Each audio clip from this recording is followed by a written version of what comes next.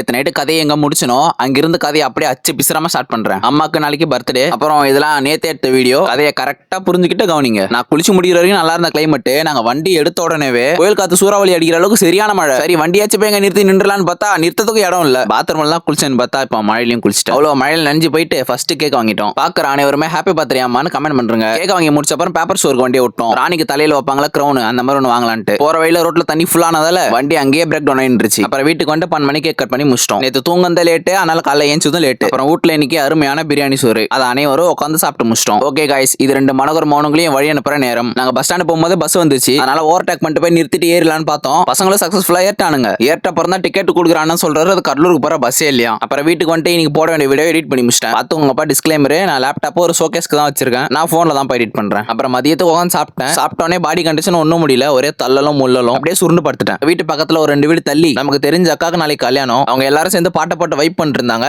நானும் அவங்க கூட சேர்ந்து கம்பெனி கொடுத்து வைப் பண்ணிட்டு இருந்தேன்.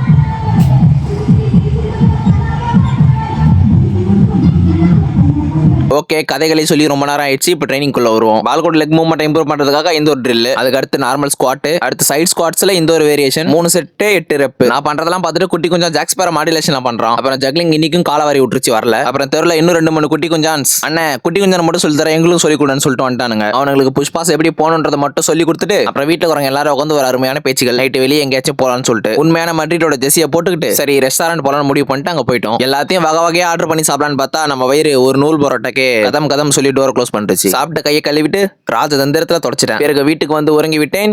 தொடர்பில் இருக்கவும்.